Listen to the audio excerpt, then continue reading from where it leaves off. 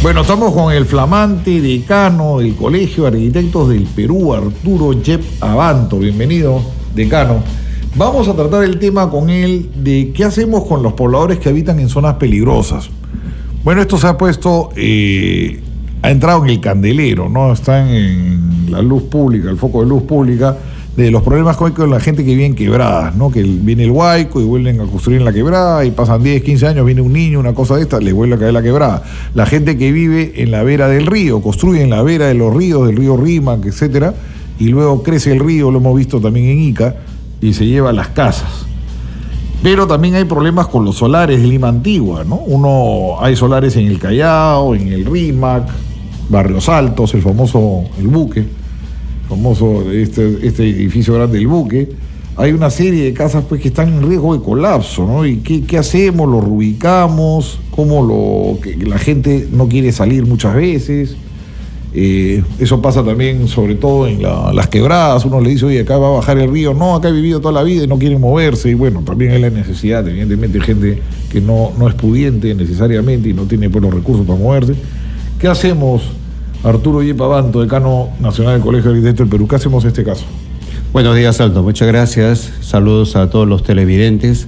Este caso me hace acordar inmediatamente a una experiencia que es lo que ocurrió en Lomo de Corvina con este incendio y en donde la respuesta inmediata significaba reubicar a las viviendas. Recuerdo que en aquella oportunidad se tuvo que hacer una gestión entre la Municipalidad de Lima y el Estado para la ubicación de terrenos de libre disponibilidad para poder ubicar a los pobladores, y el Estado estaba representado en aquel entonces por COFOPRI. COFOPRI tenía una cartera de lotes que los tenía bien guardados, ¿no? Y dentro de esta conversación concluyó en que finalmente dispuso un conjunto de lotes distribuidos en diferentes partes de la ciudad. Obviamente estamos hablando de zonas periféricas. Claro, entonces, la gente no quiere moverse, pues dice, eso es muy lejos. Así es, ¿no? Al final la respuesta fue una combinación de algunos que se quedaron, otros se movieron porque consideraban que los terrenos a donde se les estaba llevando tenían mejores condiciones que el Lomo de Corvina, porque evidentemente entre dos terrenos siempre hay uno que gusta más, a unos por una razón y a otros por otra razón. Ahora, la pregunta, claro, eso solamente lo he puesto como un ejemplo, pero la pregunta de qué hacer con las viviendas que están en zonas peligrosas, es decir, aquellas que están afectadas a huaicos, como también las zonas deterioradas de las zonas antiguas de la ciudad, realmente estamos hablando de muchísimas familias. La estrategia o la metodología tendría que ser similar, pero dentro de este panorama tampoco no existen muchas áreas libres. Entonces, realmente lo que tendría que haber es una planificación por parte, me parece que por el gobierno nacional, más por el gobierno municipal, porque estamos hablando de áreas nuevas. Pero la gente no quiere moverse, ¿qué hacemos con eso? Vives en la zona del Huayco y incluso tienen hasta apoyo, le cuento, en Punta Hermosa, en la zona que se llama el Huayco, precisamente, un señor puso una discoteca. O sea, al final no. El alcalde lo desalojó, ¿se acuerda? Hace como 2 años. Sí. Y la gente del lugar decía, qué malo el alcalde, cómo lo desaloja, pero si está en el Huayco, hoy día le hubiera caído este Huayco. O sea, ¿cómo hacemos para que la gente entienda que es peligroso? Bueno, definitivamente tienen que entender, porque no en todos los casos se va a resolver con mitigación, porque cuando habla de mitigación se dice, bueno, coloquemos muro de contención, coloquemos una vía canal para que las aguas puedan discurrir con facilidad. Estas bolsitas de arena. Controlar la erosión, ¿no? Claro, esas son medidas de mitigación, pero no en todos los casos, pero no en todos los casos lo resuelves. Entonces realmente por un lado hay que insistir con la concientización, pero también qué hacer cuando la población no quiere salir. Obviamente con ellos hay que trabajar la posibilidad de cómo desarrollar una infraestructura con ellos, y eso significa que los mismos pobladores están asumiendo un gran reto, y ahí también tenemos que hablar un poco de experiencia. Palafitos. Claro, ahí hablemos. Tendría que construir sobre columnas. Bueno, pero antes... Para que pase el agua por debajo. Ya, pero antes de eso, me gustaría comentar de lo que ocurrió en la ribera del río, en la zona de la muralla.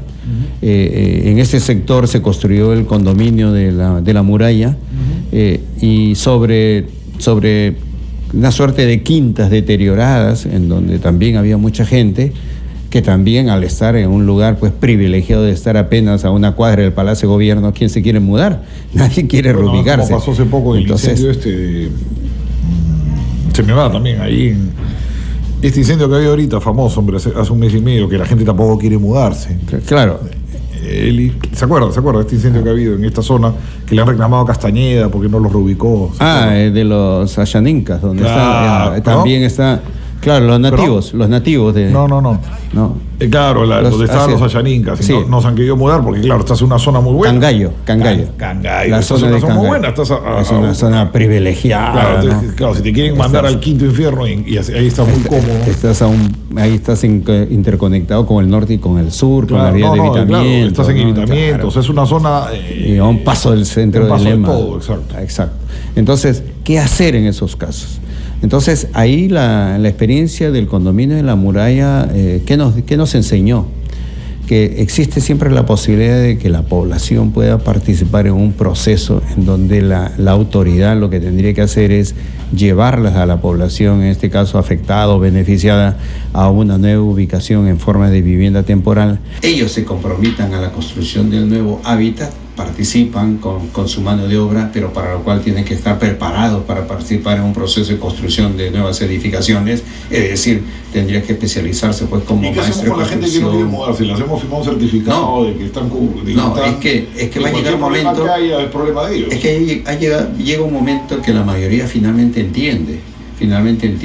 Yo les digo que a mí también me tocó en alguna oportunidad hacer un proceso similar en donde la población no quería reubicarse, pero siempre existe la posibilidad, el técnico tiene generalmente el conocimiento más adelantado para poder explicarles a la población de por qué es conveniente salirse en forma temporal y luego asignarle un lote, por decirlo de alguna forma, o una vivienda, pero con una nueva estructura, ¿no? El decano tiene mucha razón, pero desgraciadamente los lotes que te ofrecen son muy lejos.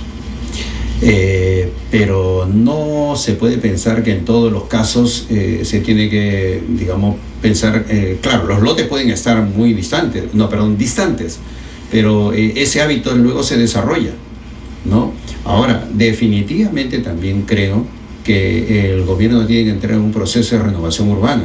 Eso no hay discusión, y el proceso de renovación urbana, como le he mencionado el caso de Cangallo, de la muralla, ¿no? Se alojó exactamente a la misma población, no hubo excedente de población.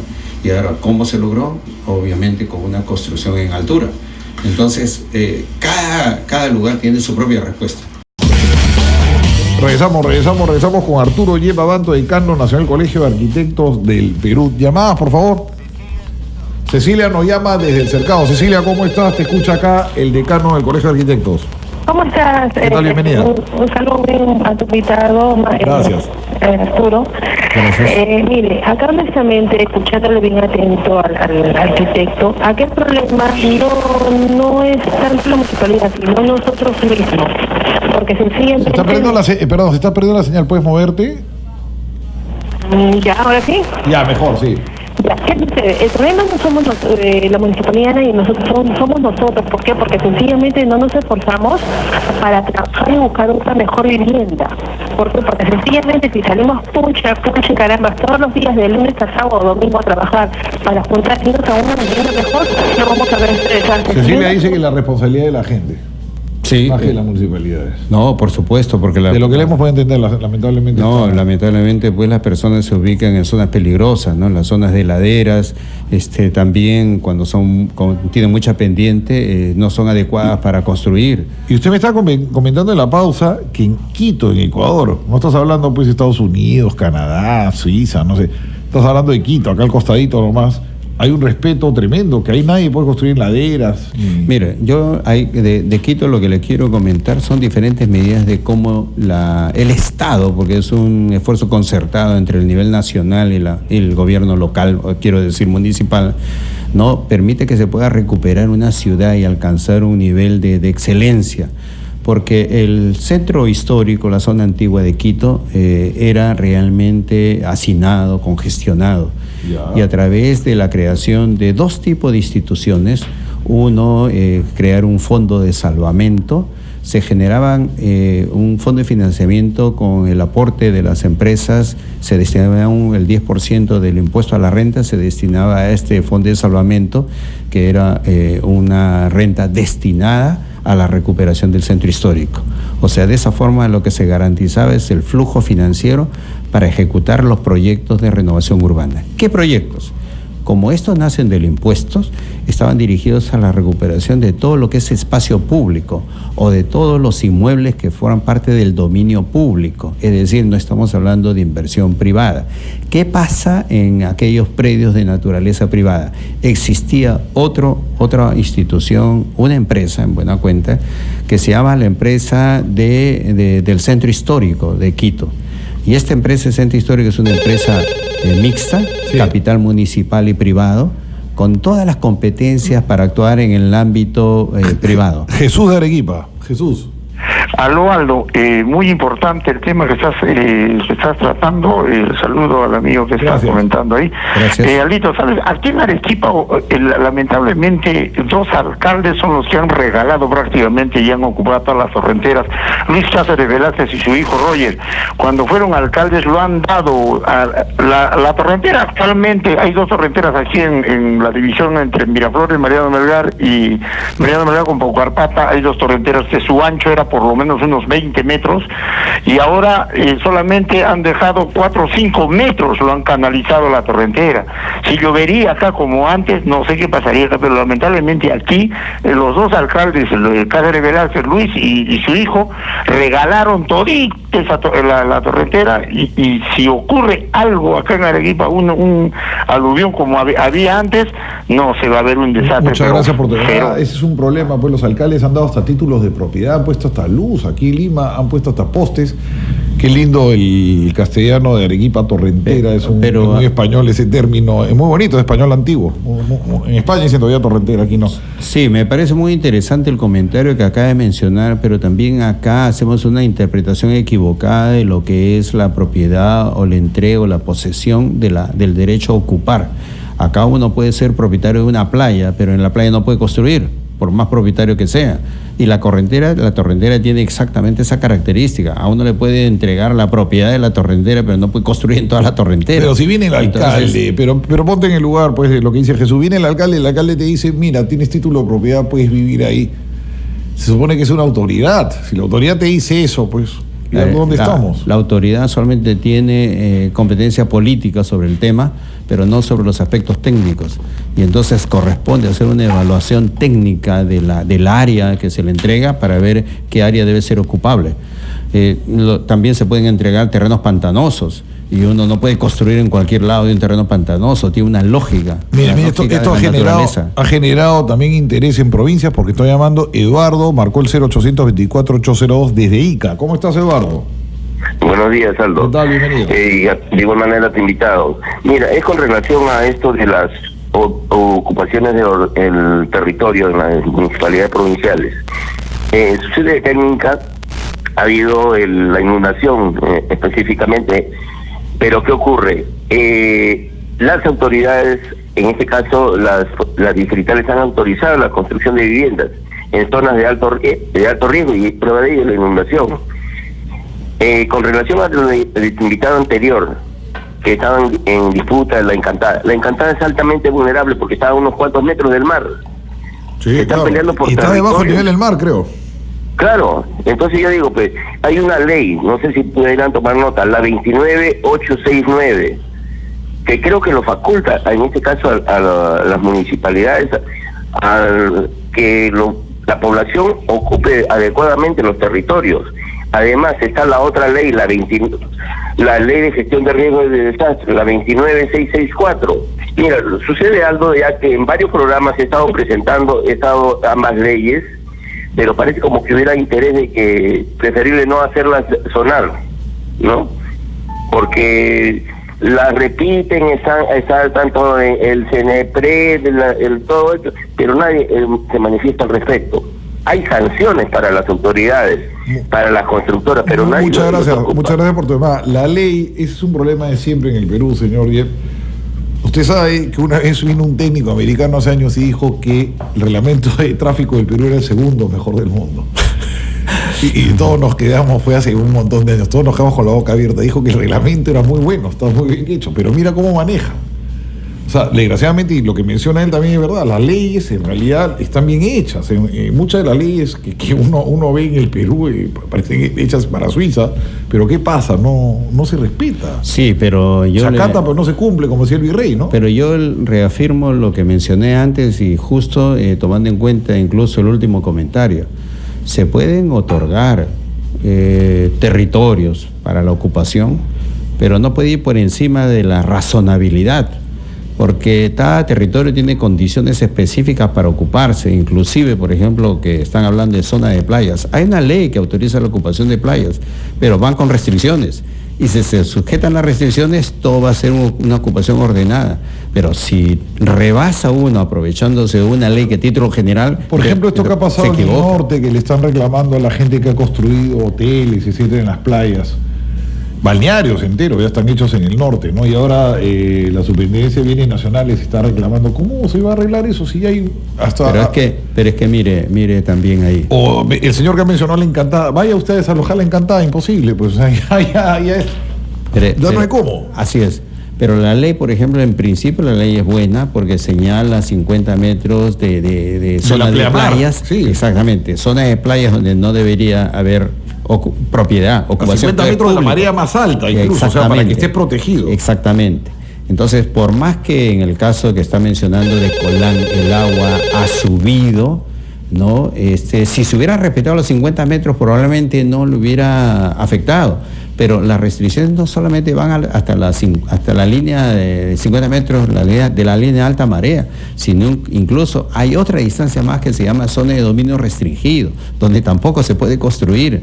Entonces estamos hablando de 250 metros que con la norma actual no se puede construir. Pero vaya usted silencio y las cevicherías están ahí nomás. Claro, pero lo que pasa es que como estamos hablando de ley que estarían reconociendo derechos anteriores, esos derechos anteriores están sujetos a lo que la naturaleza manda, definitivamente. Y algo parecido... Es problema de cada uno, entonces. Es problema de cada uno, porque está ocupando un territorio con condiciones, digamos...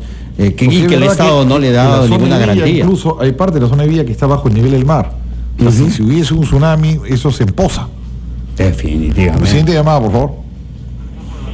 Francisco nos llama de Barranco. ¿Cómo está, Francisco? Bienvenido. Se cortó. Nancy de San Martín. Nancy, ¿cómo estás? Lamentablemente... hola, buenos días. Hablo de San Martín de Puerto. Parece que el problema es que esas personas, todo se les da gratis. Por eso es el problema que se coloca en los cerros. Entonces, mire, yo he comprado un terreno acá en Fondo Naranja, porque te Callao. A mí me hacen pagar la pista, la municipalidad. He pagado 3.000 soles por la pista. Ahora, me hacen pagar 1.300 por las veredas.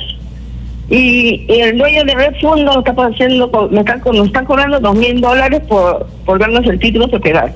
Todo eso, ¿ves? Y yo pago autovalúo. Claro, tú estás en el mundo formal, pues esa es la diferencia. En el mundo informal todo es gratis. Agarras tus 4 palos, armas tu casa. Nada. Es que ese es el fondo del problema, ¿no? La informalidad. Pues la señora está haciendo todo por lo formal, en cambio el que va de arriba pone 4 palos y si viene el policía le rompe la cabeza al policía y se queda con el terreno, ¿no? Está ingresando a un procedimiento de formalización gradual, pues, ¿no? Y los alcaldes, como quieren votos, van y le dicen, ya está bien, puedes vivir en el cerro, y te dan el título de propiedad y estás en un sitio peligroso y al alcalde le interesa una higa con tal que tú votes por él, ¿no? Ahora, pero lo que yo sí también vale la pena decir es que si hay una responsabilidad municipal, incluso del alcalde, de no actualizar los planos de zonificación o los planes de desarrollo urbano de cada jurisdicción, porque ante la evidencia de alta vulnerabilidad o de ya identificar claramente zonas de peligro, deberían hacerse los reajustes en el plan y en donde además de pensar en reubicaciones, se tienen que implementar medidas de mitigación, porque me ha hecho recordar, por ejemplo, en Ica, el principal problema fue el desborde de las aguas fuera de las zonas urbanas. Se forma una nueva avenida, que me refiero a aguas, ¿no? Fluidos, y que termina afectando zonas urbanas. Entonces ahí hay problemas, de canalización, que digamos que se tienen que ejecutar en la periferia urbana. ¿Usted qué opina de la posición dura de algunas personas que han estado llamando a veces a llamar la atención, que dicen, bueno, si viven ahí, problema de ellos, si les pasa algo, problema de ellos, y no se les debe ayudar? Llama un montón de gente diciendo eso. Sí, lo he entendido. Un montón de gente te dice eso, la gente más dura de lo que uno piensa. Algunos de los comentarios, cierto, pero yo ahí en esa parte creo que también el principio de solidaridad nos debe llevar a encontrar situaciones, porque probablemente en este sector este sector de población más vulnerable, ¿no? Podrían encontrar ahí pues situaciones de ancianos o de discapacitados, o realmente, como digo, el sector más pero luego uno escucha el reclamo como la señora que llamó hace un momento, que también le molesta, y uno se siente un tonto, ¿no? O sea, yo pago mis impuestos, yo hago las cosas por la ley, y los otros se la llevan gratis, y cuando tienen problemas, yo con mis impuestos les pago sus problemas. Entonces, el tema de la solidaridad ya empieza a vacilar, ¿no? Uno, ahora, por supuesto. O sea, ¿hasta cuánto es solidaridad y cuánto es conchudez? Por supuesto, la respuesta tiene que estar en proporción, ¿no? De repente, algunos de estos, ya que me he referido a los sectores desprotegidos, de repente la respuesta solamente es llevarlo a un asilo, ¿no? O a un centro de ayuda social, no necesariamente construir una vivienda. El error, y ahí es la molestia de todo contribuyente, digamos, equilibrado, que cumple con sus pagos, es que a cada afectado se le quiere entregar una vivienda, con lote, con jardín, ¿no? Claro. Entonces, ante esa situación, eso sí no es justificable. 12:02, muchas gracias por haber estado con nosotros, decano Yep, flamante decano del Colegio Ingeniero. Gracias. Muchas gracias, Aldo.